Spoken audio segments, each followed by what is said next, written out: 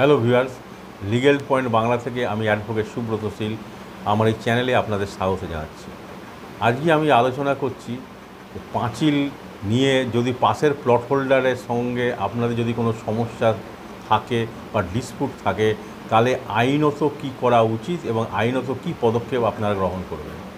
সাধারণত এই পাঁচিল নিয়ে ডিসপুট বা সমস্যা যেটা পাশের প্লট হোল্ডারের সঙ্গে যেটা হয়ে থাকে, সেটা তিন প্রকারের মোটামুটি হয়।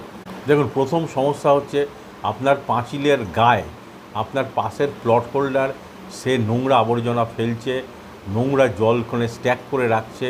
এতে কিন্তু আপনার পাঁচিল কিন্তু ড্যামেজ হচ্ছে, চির খেয়ে যাচ্ছে এবং এখানে কিন্তু আপনার যে নিউসেন্স ক্রিয়েট হচ্ছে এবং গন্ধ তৈরি হচ্ছে। দেখুন, দ্বিতীয় সমস্যা হচ্ছে আপনার পাশের প্লট হোল্ডার তার নিজের যে বাউন্ডারি ওয়ালটা আপনার জায়গার মধ্যে করার চেষ্টা করছে এবং সেখানে কিন্তু আপনার একটা ডিসপুট তৈরি হয়ে গেছে এবং কখনো দেখা যাচ্ছে 6 ইঞ্চি ঢুকে গিয়ে পাঁচিল চেষ্টা করছে এবং আপনার এখানে কিন্তু যে বুঝতেই পারছেন একটা বিরাট একটা আইনি সমস্যা তৈরি হচ্ছে।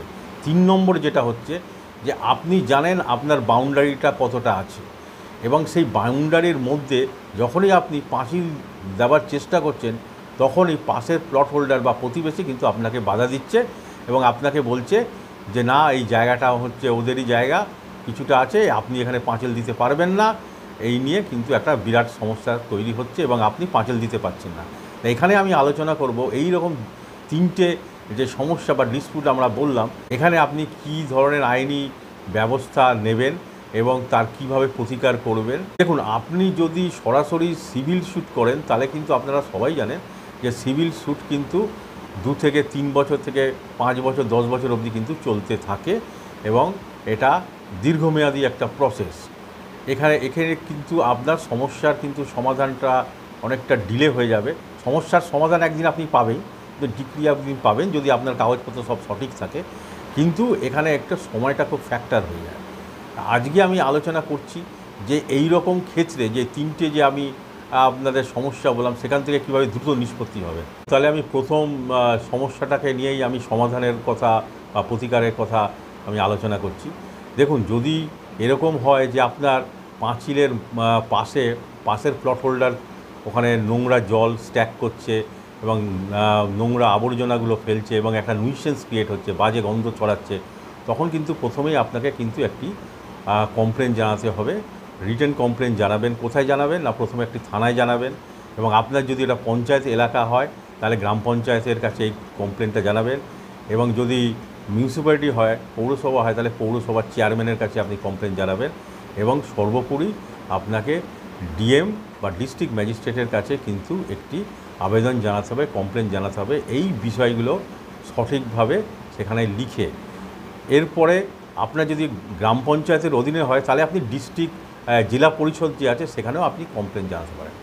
তা এর কমপ্লেন জানাবার পর যখন দেখলেন যে কোনো কিছুতেই কোনো জায়গা থেকেই কোনো সুরাহা হচ্ছে না, তখন কিন্তু আপনাকে আদালতে গিয়ে তার প্রতিকার চাইতে হবে। এখানে আপনি সিআরপিসি সেকশন 144 ক্লজ 2-তে কিন্তু আপনি পিটিশন জানাতে পারেন মাননীয় এক্সিকিউটিভ ম্যাজিস্ট্রেটের কাছে এবং তারপরে কিন্তু আপনি সেখানে একদিনের মধ্যে কিন্তু বিবাদী বা আপনার যে ডিসপুট যে করেছে তার এগেনস্টে কিন্তু আপনি একটা অর্ডার পেয়ে যাবেন এবং সেই অর্ডারটা আপনাকে নিয়ে আপনাকে থানায় জমা করতে হবে এবং সেখানে আপনার থানায় একটা ইনভেস্টিগেশন হবে। সেই ইনভেস্টিগেশন রিপোর্টটা থানার যে আইও থাকবে সে এখানে ইনভেস্টিগেশন করবে এবং আপনার যে অপোজিট পার্টি থাকবে যে সব নিউসেন্সগুলো ক্রিয়েট করছে তাকে কিন্তু সাময়িকভাবে বলেই দেবে যে এই ধরনের কার্য থেকে বিরত থাকতে। তাহলে আমি এবার দ্বিতীয় সমস্যাটার কথা আমি আসছি।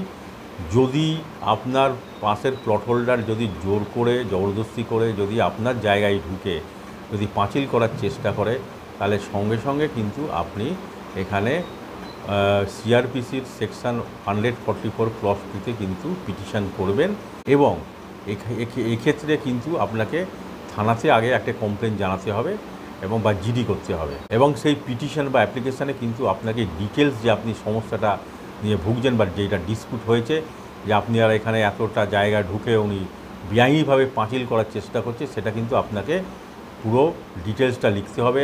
কবে থেকে শুরু করেছে, কোন সময় শুরু করেছে এবং আপনাকে থ্রেট করছে, আপনাকে যদি অ্যাসাল্ট করে থাকে সেটাও কিন্তু ডিটেলস দেবেন, এবং সেক্ষেত্রে এক্ষেত্রে আপনি আইনি বা আপনি অর্ডারটা এইভাবে চাইবেন যে অপোজিট পার্টি যে আছে তাকে রেস্টিং করা হোক, এবং থানা থেকে একটি যাতে ইনভেস্টিগেশন করে একটি রিপোর্ট যেন এক্সিকিউটিভ ম্যাজিস্ট্রেটের কাছে পাঠানো হয়। দেখুন, এই সমস্যার যে দিনগুলো যেগুলো থাকে, যখন বিশেষ এইসব ঘটনা ঘটলে সমস্যার যখন উদ্ভব হয়, তখন কিন্তু আপনি থানায় আপনি কমপ্লেন করলেন, রিটেন কমপ্লেন করলেন, কিন্তু থানা অনেক সময় অ্যাকসেপ্ট করে না। কিন্তু আপনাকে কিন্তু যদি অ্যাকসেপ্ট না করে তাহলে অবশ্যই কিন্তু জিডিটা করবেন। জিডি করলেই কিন্তু আপনার ওখানে সব শুনবে, এবং ওখানে জিডি রেজিস্টারে কিন্তু সব কিছু লিপিবদ্ধ হবে। দেখুন, এইসব আপনি যখন জিডি করবেন আপনার বিপক্ষ পার্টির এগেনস্টে, তখন কিন্তু পুলিশের কাছেও একটা কিন্তু ইনফরমেশান রয়ে যাবে এবং থাকবে, এবং আপনি পরবর্তী ক্ষেত্রে যখন 144-এ যখন ক্লজ 2-তে যখন পিটিশন করবেন এক্সিকিউটিভ ম্যাজিস্ট্রেটের কাছে, এবং কোনো অর্ডার হবে পুলিশকে একটা রিপোর্ট দেওয়ার জন্য, ইনভেস্টিগেশন করার জন্য, তখন পুলিশও কিন্তু ব্যাপারটা নিয়ে কিন্তু অ্যাওয়ার হয়ে যাবে। কারণ ওখানে কিন্তু আপনি আবেদনের মধ্যে, পিটিশনের মধ্যে কিন্তু আপনি জিডি নম্বর দিয়ে দেবেন, এবং যেই ডেট হয়েছে অকারেন্স অফ ইনসিডেন্ট সেটাও কিন্তু থাকছে। তখন কিন্তু পুলিশ কিন্তু এখানে ইনভেস্টিগেশন ভালোভাবে করবে এবং বুঝতেই পারবে যে এটা কোনো ফলস ঘটনা বা ফলস ইনসিডেন্ট না, এটা একটা জেনুইন ইনসিডেন্ট। এবার আমি 3 নম্বর বিষয়টা নিয়ে আলোচনা করছি, সেটা কিন্তু খুব ইম্পর্টেন্ট।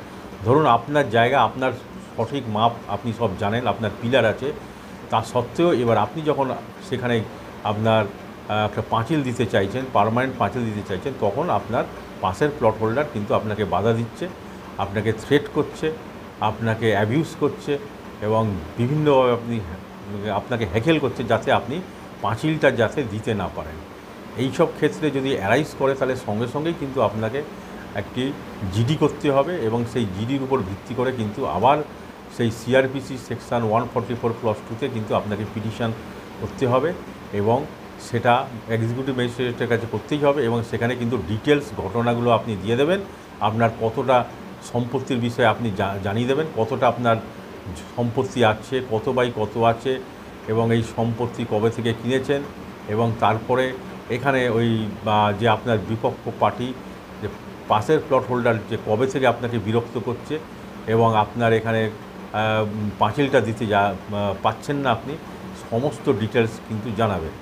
এখানে আরেকটি কথা আপনাদের জানাচ্ছি, যে এটা কিন্তু যখন খুব বাড়াবাড়ি হয়ে যায়, বাড়াবাড়ি পর্যায়ে চলে যায়, এবং আপনাদেরকে গালাগালি করে, থ্রেট করে, তখন কিন্তু আপনাদের এই সিআরপিসি 144 ক্লজ 2 আপনি করলেন, এবং তার সঙ্গে কিন্তু পরবর্তী ক্ষেত্রে কিন্তু আপনাকে সিআরপিসি 107-এও কিন্তু আপনি পিটিশন করতে পারেন, যে আদার সাইডকে বাউন্ড করার জন্য, যে ও যাতে এরকমভাবে থ্রেট না করতে পারে, এবং আপনাদের উপর যাতে কোনো হামলা করতে না পারে, তার জন্য আপনি সিকিউরিটি চাইছেন। দেখুন, আমি যে এই সমাধান বা প্রতিকারের যেগুলো আলোচনাগুলো করলাম, সেগুলো কিন্তু সবই কিন্তু খুব দ্রুত এবং ইমিডিয়েট এফেক্ট করার জন্য বা কুইক রিলিফের জন্য। এটা কিন্তু কোনো পুরো স্থায়ী আপনার যদি সমাধান যদি না হয়, তাহলে কিন্তু আপনাকে পরবর্তী ক্ষেত্রে কিন্তু সিভিল স্যুট করতেই হতে পারে, এবং সেখানে ডিক্লারেশন বা ইনজাংশন আপনি করবেন, দাবি জানাবেন। এবং যদি এরকমও হয় যে আপনাকে থ্রেট করেছে এবং আপনার জমির মধ্যে ঢুকে গিয়ে আপনাকে গালাগালি করেছে এবং মারধর করেছে, সেক্ষেত্রে কিন্তু আপনি ডাইরেক্ট কিন্তু ক্রিমিনাল কেস করতে পারেন, কমপ্লেন কেস করতে পারেন, তার কিন্তু বিধান আছে। তাহলে বন্ধুরা, এই পাঁচিল সমস্যা নিয়ে কিন্তু আপনারা অনেকেই আমাকে কমেন্ট করেছিলেন এবং এটা নিয়ে আলোচনা করতে বলেছিলেন, এবং আমি ভেবে দেখলাম যে এই পাঁচিল সংক্রান্ত এই 3টি সমস্যাই সাধারণত হয়ে থাকে, তাই আমি এটা আলোচনা করলাম এবং আপনাদের কিছুটা নলেজ দিতে পারলাম, এবং তার প্রতিকারটাও সমাধানটাও আপনাদের কাছে এখানে আলোচনা করলাম, যাতে আপনাদের এটা পরবর্তী ক্ষেত্রে আপনারা সমাধান করতে পারেন। তাহলে ভিডিওটা আজকে আমি এখানেই শেষ করছি।